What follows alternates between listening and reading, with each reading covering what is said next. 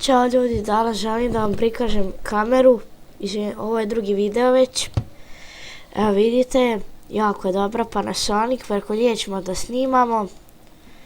Evo vidite ovaj ekran, AMOLED, vidite može i ovo, sve može. Ovo je moja stara kamera, starija je, ali je jako dobra. Evo vidite, ima i ovdje za otvaranje, kao što vidite. Ovdje se tapne, ali ona je za sad ugašena.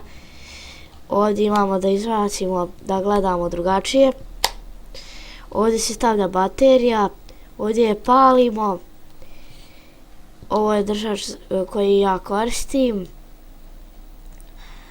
Stereo L, zoom ima, može da zoomira. Panasonic NVGS33.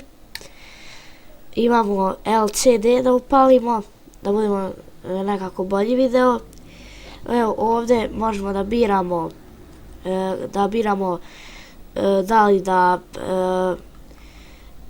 prekinemo snimati, hoćemo li snimati, hoćemo pauzirati i ima još nešto drugo. Uz ovu kameru se još dobije punjač, imamo i ja ću nabaviti još kasetnu koju ćemo snimati. Vidite kako je dobra. Nadam se da vam se sviđa ovaj video. Ako vam se ne sviđa, slobodno kliknite dislike. Ako vam se sviđa, kliknite like, share i subscribe. Hvala vam što ste gledali ovu epizodu, vidimo se vrlo uskoro.